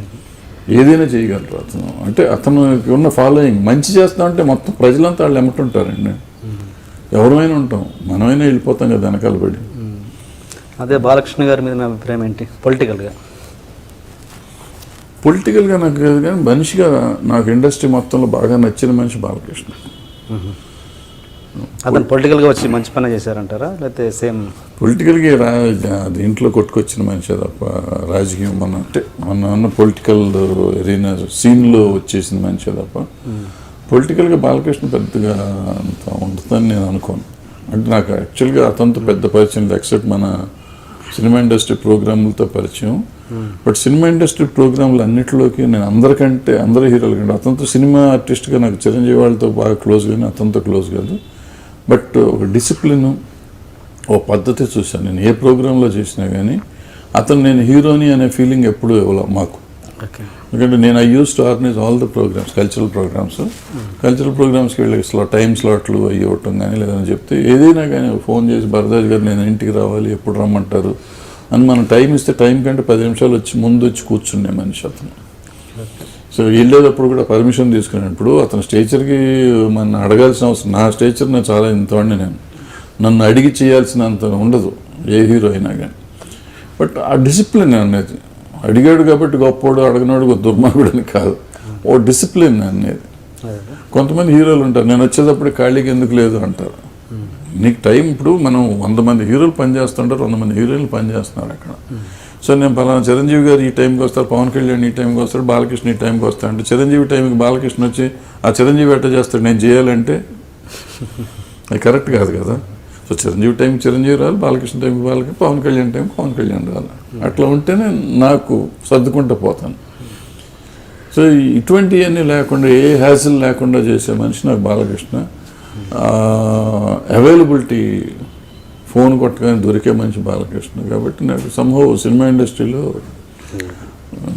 ఇండస్ట్రీ వరకు మాత్రం మనిషిగా, ఆర్టిస్ట్గా నాకు నచ్చిన మనిషి. ఆర్టిస్ట్ కంటే ఈ సోషల్ వ్యక్తిత్వంతో బయట కూడా కామన్గా వెళ్ళిపోతుంటాడు. చాలాసార్లు చూసాను, రోడ్డు మీద నడిచి వెళ్ళిపోతుంటాడు, హ్యాబిట్స్లో అట్లు వచ్చి షాపులకి వెళ్ళిపోతాడు, ఏ హడావిడి లేకుండా బయట తిరిగే మనిషి. అంటే మీరు చిరంజీవి గారిని పొలిటిక్స్ ముందు బిఫోర్ అనలైజ్ చేశారు కదా, అలా బాలకృష్ణ గారిని ఏమన్నా అనలైజ్ చేస్తారు? పరిచయం లేదు నాకు మామూలు ఇక్కడ. ఓకే. అంటే అంత మంచి వ్యక్తి, అంత బోలాశంకరుడు, పాలిటిక్స్లో పనికిరాడని నా ఫీలింగ్. నిజం చెప్పాలని నాకైతే పనికిరాడని. బట్ ఏమో కొంతమంది ఎట్లా మారుతారో తెలియదు కదా. రామారావు గారు పనికిరాడు అనుకున్నాం, మరి ఆయన బ్రహ్మాండంగా చేశాడు కదా. ఆయన నోటికి ఏదో వస్తే చెప్పేసేవాడు, ఆయన అనుకునేవాడు చేసేవాడు, అట్లా చేశాడు. లక్కే కొన్ని కుదిరిని కొన్ని కుదరలేదు, మళ్ళీ ఆయనే పడేశారు కదా. మొన్నటి ఎలక్షన్స్ మీద మీ అభిప్రాయం ఏంటి మన సినిమాకి సంబంధించి? మూవీ ఆర్టిస్ట్ అసోసియేషన్ నడుస్తూ ఉంటుంది, ఏం మామూలు అవన్నీ. దాని మీద మీ అభిప్రాయం ఏంటని, ఆ రిజల్ట్ మీద? నేను చెప్పానే ఇప్పుడు 1000 మంది దాని మీద అభిప్రాయం ఎందుకంటే నేను ఇందాక చెప్పాను, నేను గెలిచింది ఏంటి, దాని అభిప్రాయం ఏముంది, దానివల్ల ఎవరికైనా లాభం ఉందా సమాజంలో? దాన్ని అంటే సినిమాని పొలిటికల్గా ఎందుకు తీసుకొస్తున్నారు అన్నది నేను తీసుకొస్తున్నారు, అదే కదా ప్రాబ్లము. ఎందుకు తీసుకొస్తున్నారు. ఇప్పుడు ఎక్కడ వస్తుందంటే ఇవన్నీ చెప్పాలంటే నిజంగా ఈ తెలుగుదేశం పార్టీ వచ్చిన దగ్గర నుంచి పట్టుకుంది ఇదంతా. తెలుగుదేశం పార్టీ అంటే ఎన్టీ రామారావు గారు ఉన్నప్పుడు కాదు, చంద్రబాబు నాయుడు గారు వచ్చిన దగ్గర నుంచి ఈ ఇండస్ట్రీని డ్రైవ్ టువర్డ్స్ పొలిటికల్ పార్టీ అనేది. ఇంతకుముందు ఎప్పుడు పొలిటికల్ పార్టీతో మనకి ఏ రకమైన సత్సంబంధాలు దుస్సంబంధాలు ఉండే కాదు. ఎవరు రూలింగ్లో ఉంటే వాళ్ళకే మనం సపోర్ట్ చేసేవాళ్ళం. అంటే మనకు కూడా అంతే కదా కావాల్సింది, ట్యాక్సెస్ గిక్సెస్ ఉంటాయి కాబట్టి రన్నింగ్ పొలిటికల్ పార్టీతో బాగుండేవాళ్ళం మనం. నెక్స్ట్ ఇంకో వేరే పార్టీ వస్తే ఆ పార్టీతో కూడా బాగుండేవాళ్ళం. ఇట్లా కాకుండా ఈ తెలుగుదేశం పార్టీ వచ్చినప్పుడు మొత్తం అందరూ తెలుగుదేశంలోకి వెళ్ళిపోవటానికి ట్రై చేయటం, అందరూ దాంట్లోకి వెళ్ళిపోవటం, ఆల్ ఆర్గనైజేషన్స్ అన్ని తెలుగుదేశానికి అఫిలియేటెడ్ ఆర్గనైజేషన్స్ లాగా తయారయ్యే టైంలో తెలుగుదేశం పార్టీ ఓడిపోయింది. అక్కడి నుంచి ఈ అఫిలియేషన్లు, శత్రుత్వాలు ఇవన్నీ పెరుగుతా మెల్లిగా గ్యాపులు పెరిగిపోయినాయి. ఆ పెరిగి వచ్చినాక ఇక్కడ ఈ తెలంగాణ సపరేట్ కూడా అయిపోయినాక మా ఎలక్షన్ వచ్చింది సరిగ్గా ఈ టైంలో. ఆ గ్యాప్ అక్కడ కనపడింది. బట్ అన్ఫార్చునేట్గా ఏంటంటే ఈ గ్యాప్లు అంటున్నాం కానీ రాజేంద్ర ప్రసాద్ తెలుగుదేశం మనిషే, మురళీమోహన్ గారు తెలుగుదేశం మనిషే. వీళ్ళిద్దరూ తెలుగుదేశం వాళ్ళే, కానీ వాళ్ళిద్దరిని సపోర్ట్ చేసిన వాళ్ళు వేరే వేరే పార్టీలు వాళ్ళు చేసుకుని వాళ్ళు ఏదో అంటారు. ఏంటో నాకు అర్థం కాలేదు ఈ రాజకీయాలు, అర్థం కాని రాజకీయాలు. వీళ్ళు సపోర్ట్ చేసిన జయసుధేమో కాంగ్రెస్ కొట్టుకుంది ఆవిడ కోసం, కాంగ్రెస్ ఆవిడ కోసం ఇదో తెలుగుదేశం వాళ్ళు కొట్టుకున్నట్టు నా ఫీలింగ్. ఇప్పుడున్న గవర్నమెంట్స్ మీద మీ ఒపీనియన్ ఏంటి? అటు తెలుగుదేశం, ఇటు కేసీఆర్ గారు నడుస్తున్నాయి, బాగానే ఉన్నాయన్నా? నడుస్తున్నాయి అంతే. ఇప్పుడు ఒక 16 months 18 months అయింది. 18 monthsలో అచీవ్మెంట్స్ అంటే పెద్దగా ఇద్దరు ఏమీ చేయలే నాకు తెలిసి. ఇద్దరు మాటల్లో చెప్పినంతగా అలా, బట్ ఫర్ దట్ పవర్ ఒకటి ఇద్దరు అక్కడ సెంట్రల్ గవర్నమెంట్ నుంచి తెచ్చుకున్నారు. ఇక్కడ somehow KCR manage to get power. ఎందుకంటే అంతకుముందు మనకి 4 hours 5 hours పవర్ కట్ ఉండేది, ఇప్పుడు పవర్ కట్ లేకుండా చేశారు. Hats off to that way KCR did something good. But మిగతా వచ్చేటప్పటికి మాటల్లో ఉన్నంత స్పీడ్గా ఇక్కడ చేతల్లో లేవు. అండ్ మిషన్ కాకతీయ అన్నారు మొన్న. మిషన్ కాకతీయ అంటే అసలు నాకు తెలిసి హైదరాబాద్లోనే దగ్గర దగ్గర 100 చెరువులు ఉండేవి నా చిన్నప్పుడు. ఇవాళ ఒక చెరువు లేదు. అండ్ నాలాలు ఉండేవి, అన్ని నాలాలు పూడుకుపోయి ఉన్నాయి, కంపు కొడుతున్నాయి. మిషన్ కాకతీయ అన్నాకన్నా ఎన్ని క్లీన్ అయిపోతుంది, అట్లీస్ట్ సిటీ క్లీన్ అవుతుంది అనుకున్నా. ఈ రోజు వరకు క్లీన్ అవ్వాల. ఇవాళ మెడ్రాస్లో వచ్చినట్టు మళ్ళీ ఎప్పుడైనా ఇక్కడ వర్షాలు వస్తే హైదరాబాద్ కూడా మునిగిపోతుంది. ఇంత హైట్లో ఉన్నాడు ఇది కూడా. మొత్తం నాలాలన్నీ పూడిపోయి ఉన్నాయి, కంపు కొడుతున్నాయి. చాలా బస్తీల్లో నాలాలు ఉన్న బస్తీలన్నీ కంపు కొడుతున్నాయి.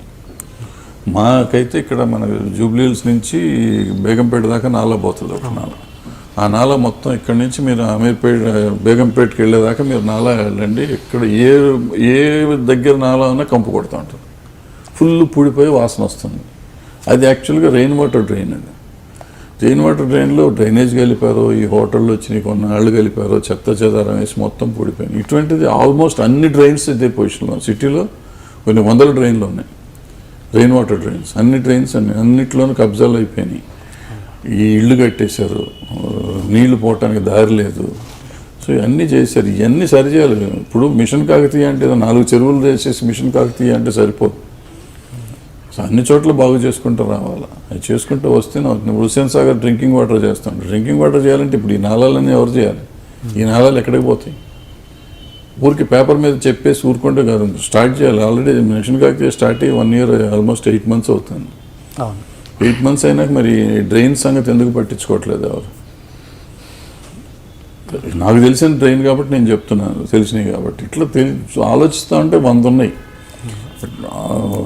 ప్రోగ్రామ్ ఇవ్వటం కాదు, ప్రోగ్రామ్ ఇవ్వటం ప్రతి వాడు ఇవ్వచ్చు, రోజుకోటి 100 స్కీములు చెప్పచ్చు. చెప్పిన స్కీముని ఆచరించాలి, ఆచరణలో పెట్టాలి.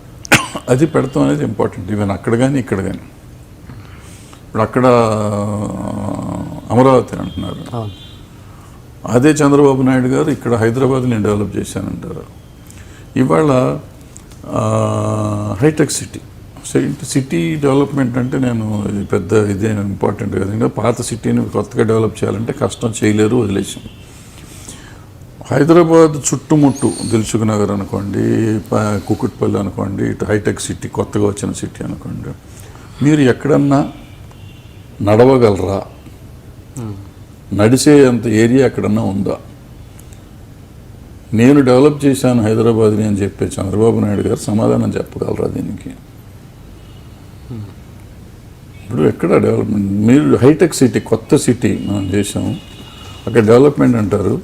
మీరు ఇప్పుడు హైటెక్ సిటీ పక్క నుంచి మార్నింగ్ 7:30 8 o'clock 8:30 నుంచి మీరు స్టార్ట్ చూసుకుంటే 11 o'clock దాకా యూ కెనాట్ వాక్. బళ్ళు నడవవు, హైవే కొత్త బ్రిడ్జ్ ఓవర్ బ్రిడ్జ్ చేశారు, అయినా బళ్ళు కదలవు, నడిచేవాళ్ళు నడుస్తూనే ఉంటారు. మీకు కొత్త స్వర్గాన్ని, భూతల స్వర్గాన్ని చూపిస్తానికి హైటెక్ సిటీ వచ్చిందంటారు. భూతల స్వర్గం కాదు, మన సెక్రటేరియట్ ముందు కంటే బాంబే వీటీ జంక్షన్ కంటే బ్యాడ్గా ఉంటుంది పబ్లిక్, అక్కడ పరిగెత్తుతూ ఉంటారు. సో ట్రాన్స్పోర్టేషన్ లేదు, పొల్యూషన్ వచ్చింది. అదే దాని పక్కన హైటెక్ సిటీ పక్కన ఇప్పుడు టాటా కన్సల్టెన్సీ పక్కన గల్లీలన్నీ ఉన్నాయి, కొత్త రోడ్లు వచ్చినాయి. ఆ రోడ్లలో మీరు నడిస్తానికి కూడా దారి ఉండదు. మరి కొత్త ఇప్పుడు ఇదే లెక్కన అమరావతి డెవలప్ చేస్తే కొంపలు మునిగిపోతాయి. నేను అనేది అమరావతి కన్నా అట్లీస్ట్ విజన్ కావాలి. ఆయన 2020కి విజన్ చేసి హైటెక్ సిటీ కట్టించానండి. 2020 కదా, 2010కే బంద్ అయిపోయింది రోడ్లన్నీ. సో విజన్ 2050 అంటున్నారు. విజన్ 2050 అంటే అట్లీస్ట్ 100 feet రోడ్ మినిమం ఉండాలి. మినిమం మధ్యలో ఉండే రోడ్లన్నీ, ఏ రోడ్డు అన్నా 100 feetకి తక్కువ ఉండకూడదు. పెద్ద రోడ్లన్నీ ఉండాలి. ఇప్పుడు 400 ఏళ్ళ కదా న్యూఢిల్లీ రోడ్లు ఉంటాయి, ఇప్పటికీ బాగుంటాయి. ఇప్పటికీ పెద్ద రోడ్లు ఉంటాయి, 400 ఏళ్ళ కింద కట్టిన రోడ్లు అయ్యి. సో అట్లా ఉండాలి. పర్మిషన్లు ఎక్కడ పడితే అక్కడ ఇచ్చుకుంటే, ఇప్పుడు కోటిపల్లి అనుకోండి, దిల్సుఖ్నగర్ అనుకోండి, చుట్టుముట్టు బిహెచ్ఎల్ రోడ్డు అనుకోండి, ఇట్లా చందానగర్ అనుకోండి, ఇవన్నీ విపరీతంగా బిల్డింగ్లు కట్టేశారు. మల్టీ స్టోరీడ్ బిల్డింగ్స్ పర్మిషన్ ఇచ్చారు. ఇప్పుడు మా శ్రీనగర్ కాలనీ లోపల మొత్తం అన్ని ఇండివిజువల్ హౌసెస్, అన్నిటికీ మల్టీ ఇళ్ళు వచ్చినాయి. అన్ని రోడ్ల మీద పార్కింగ్లు. ఎక్కడ రోడ్డు వైడెన్ చేయలేము, బళ్ళకు పార్కింగ్ లేవు. బళ్ళు అందరం ఇప్పుడు లోన్లు వస్తే ఎవడైనా బండి కొనుక్కోవటం తప్పని కాదు. బట్ దానికి పొల్యూషన్, ఎంత పొల్యూషన్ వస్తుంది. కాంక్రీట్ జంగిల్ అయిపోయింది, పొల్యూషన్ వస్తుంది, వాటర్ లేదు, డ్రైనేజ్ లేదు. ఈ పరిస్థితి నుంచి ఎప్పుడు బయటపడతాం? హైదరాబాద్ ఎప్పుడు బయటపడతాం? రేపు కరెక్ట్గా మెడ్రాస్లో వచ్చిన వర్షం, మెడ్రాస్ వర్షం కాదు, ఎప్పుడు వర్షం వచ్చినా ఇక్కడ మనకు 2 రోజులు వర్షం వస్తే ఇక్కడ హైదరాబాద్ నాశనం అయిపోతుంది. మెడ్రాస్ లాంటి వర్షం వచ్చిందంటే హైదరాబాద్ లేనట్టేగా. సో ఇవన్నిటిని ఆలోచించుకొని చేయాలి. సో ఇప్పుడు హైదరాబాద్ కేసీఆర్ గారు ఇక్కడ 60 ఫ్లైఓవర్లు కొత్తవి కట్టేస్తాం, మొత్తం అది చేస్తాం, ఇది చేస్తాం. మొత్తం కోలుకొట్టాలి హైదరాబాద్. అది చేయాలంటే మొత్తం హైదరాబాద్లో ఉన్నవన్నీ పోవాలి, ఉన్న ఇళ్ళు, పాత ఇళ్ళని పోవాలి. ఎంతవరకు పోగొట్టగలం, ఎంతవరకు చేయగలం? పెద్దానికి పార్కింగ్లు ఎక్కడున్నాయి? అసలు ఉన్నళ్ళకి పార్కింగ్లు ఎక్కడున్నాయి? సో ఇవన్నీ క్వశ్చన్స్ చేసుకుంటూ పోతుంటే ఆన్సర్స్ లేని ప్రశ్నలు ఇవన్నీ. మొన్న ఆమీర్ ఖాన్ గారు ఒక స్టేట్మెంట్ ఇచ్చారు, దాని మీద రచ్చ తయారైంది. దాని మీద మీ అభిప్రాయం ఏంటి? ఎందుకు రచ్చ చేస్తారు నాకు అదే అర్థం కాల. ఇప్పుడు నాకు ఏదో ఫీలింగ్ ఉంది. ఇప్పుడు నాకు మీరు అడిగారు చిరంజీవి గారి మీద ఫీలింగ్. నా ఫీలింగ్ నేను చెప్పాను. నేను రచ్చ చేయాల్సిన అవసరం లేదు. వెంటనే నన్ను చిరంజీవిని చెడతా, దొంగనా కొడుక అంటే నేనేం చేయను దానికి. సో నా ఫీలింగ్ అది. ఆమీర్ ఖాన్ అనేవాడు వాడు చేసిన సినిమాలన్నీ దేశానికి సంబంధించిన మంచి సినిమాలే చేశాడు. దేశభక్తికి అంతకు ముందు చేసిన కమర్షియల్స్ వదిలేస్తే లాస్ట్ 15 years నుంచి వాడు కెరియర్ తీసుకుంటే అన్ని సినిమాలు కొంత దేశభక్తి, దేశానికి సంబంధించినవి చేశాడు ఎంతో కొంత. అలాంటి వాడు ఏమన్నాడు, నా పిల్లల్ని అక్కడ చదివించుకున్నప్పుడు ఈ ట్వీట్ చేసేవాళ్ళు కానీ, ఈ మాట్లాడేవాళ్ళు కానీ, వాళ్ళ పిల్లలు కానీ, వాళ్ళు కానీ ఈ దేశంలో ఉన్నారా? First point. ఎంతమంది ఇప్పుడు నేను చదివించుకుంటానంటే దాంట్లో దుర్మార్గం ఏముంది? డెఫినెట్గా ఎంత కొంత అసంతృప్తి అనేది ఉంటుంది. అసంతృప్తి అనేది లేకుండా సమాజం, అసంతృప్తి ఉంది కాబట్టే కదా నువ్వు అందరికీ ఒకే ఓట్లు రావట్లా. 30% ఓటు వచ్చినట్టే కదా దేశాన్ని రూల్ చేస్తున్నాడు. అంటే 70% అసంతృప్తే కదా. అసంతృప్తి తప్పు అని చెప్పి దాని మీద పడి అరిసి గోల్ చేస్తే లాభం ఏముంది? అసంతృప్తి లేకుండా ఉంటే 100% ఎందుకు ఓటు ఇట్లా ఎవరికి మనం? దట్ షోస్ వీ హ్యావ్ అసంతృప్తి. అసంతృప్తిని గురించి ఇంకా మాట్లాడతాం ఎందుకు? దేని గురించి మాట్లాడుతున్నారు? ఏమండి, షారుఖ్ ఖాన్ అక్కడ అమెరికాలో వాడు సెక్యూరిటీ వాడు ఆపాడు, దానికి మనం అసంతృప్తి చూపిస్తాం. మోడీకి వీసా ఇవ్వలేదు, అసంతృప్తి చూపిస్తాం. మోడీకి వీసా ఇచ్చారు, సంతృప్తి చూపిస్తాం, లేకపోతే అసంతృప్తి చూపిస్తాం. అది దేనికి? నీకెందుకయ్యా బాబు, నువ్వు దేశం, నీ గొడవ, నీ సంగతి చూడు. ఈ రాష్ట్రంలో కానీ ఈ దేశంలో తన పిల్లల్ని బయటికి పంపించము అనేవాళ్ళు ఎవరిని ఉన్నారో చెప్పానండి. ఆమీర్ ఖాన్ అనేవాడు, అతని పేరు ఊరు ఉంది కాబట్టి అతను ట్వీట్ చేశాడు, నా పిల్లల్ని, నా పిల్లల్ని నాకు పంపిస్తానంట. అది ఇక్కడ బాగోలేదు అని ఫీలింగ్. నువ్వు బాగోలేదనే కదా బయటికి పంపిస్తానంటున్నావు. ఇవాళ ఎంతమంది ఇన్సెక్యూరిటీ గురించి కదా, దాని గురించి కదా. అందరూ ఇన్సెక్యూరిటీగా, మిగిలిన వాళ్ళు ఇన్సెక్యూరిటీగా ఏం సెక్యూరిటీ ఉంది? ఎవరికి సెక్యూరిటీ ఉంది? మీరు గ్యారంటీ ఇంటికి వెళ్తారు వాళ్ళు చెప్పండి నాకు. అలా మరి అది ఇక్కడని కాదు, అన్ని చోట్ల ఉంది. టాపిక్ హిందూ ముస్లిం టాపిక్గా అయిపోయింది కదా. అవును, అట్లా చేశాం కదా, మనం చేస్తున్నాం. మనం చేసుకునే దాన్ని బట్టి ఇవాళ పొద్దున్న లేస్తే ఈ ఎంపీలు, మినిస్టర్లు, బీజేపీ ఎంపీలు, మినిస్టర్లు మాట్లాడుతున్నారు. మాట్లాడకుండా చేయటం గవర్నమెంట్ బాధ్యత కదా. ఎందుకు మాట్లాడుతున్నారు? వాళ్ళు మాట్లాడుతుంటేనే కదా భయం వచ్చేది నాకు. మాట్లాడకుండా ఉంటే ఎందుకు వస్తుంది? రోజుకొక ఎంపీయో లేకపోతే మినిస్టరో ఏదో ఒకటి మాట్లాడతారు. ఏ ముస్లింలు అదేనో లేకపోతే ఇదేనో అవసరం ఏముంది? ఇవాళ కొత్తగా ఏం రాలో, 800 ఏళ్ల నుంచి ముస్లిమ్స్ అనేవాళ్ళు మనలో కలిసిపోయి ఉన్నారు.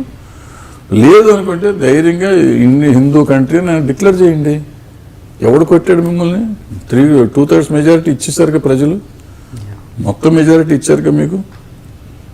హిందూ కంట్రీ, మేము ఇంతే ఇట్లాగే ఉంటాము, మేము ముస్లింలా తీసేసాము, మీరు ఉంటే ఉండండి, పోతే పొండరా అని చెప్పండి, అయిపోయింది కదా, ఇష్యూ క్లోజ్డ్. అంత ఈజీ అంటారా?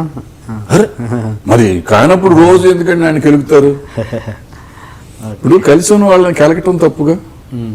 అదే ఇప్పుడు బాగానే ఉన్నాం కదా, బాగున్న వాళ్ళని ఇప్పుడు ఎప్పుడు ఎట్లా ఉంటుందంటే వాడిని మనం శత్రువు చేసుకోవటం అవుతుంది, మనంతట మనం కెలికి శత్రువుని చేసుకోవటం అవుతుంది.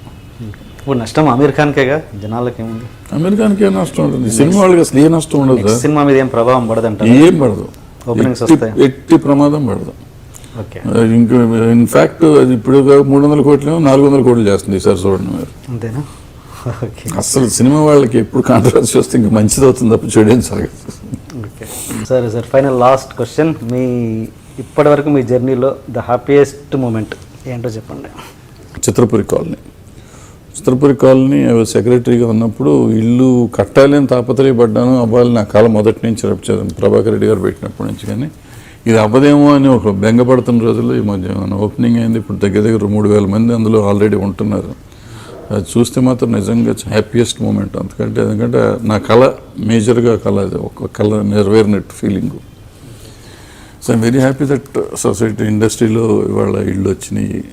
ఒక 3000 మంది సినిమా వాళ్ళు ఉంటున్నారు దాంట్లో. ఎందుకంటే వీళ్ళ జీవితంలో వీళ్ళు మళ్ళీ ఇల్లు కట్టుకోలేరు అని నాకు నమ్మకం, గట్టి నమ్మకం. బట్ వాళ్ళ ఇల్లు ఇంటి వాళ్ళు అయ్యారు, అందుకని చాలా హ్యాపీగా. సాడెస్ట్ మూమెంట్ ఏమైనా ఉందా? అదే ఇప్పటివరకు ఇంటర్వ్యూలో వచ్చినవేనా? ఇంకా సాడెస్ట్ మూమెంట్ వేటగాడే. అదే అడుగుతాను. అండ్ మీ ఫ్యామిలీ గురించి చెప్పండి సార్, మీ కుటుంబం. ఏం నాకు 3 పిల్లలు, ఆడపిల్లలు. హ్యాపీగా వాళ్ళు 3 స్టేట్స్లో ఉన్నారు. వాళ్ళకి పిల్లలు, హ్యాపీ ఫ్యామిలీ. సరే sir, thank you very much. ఇంత అవైలబుల్ టైం మాకు ఇచ్చారు. Thank you sir.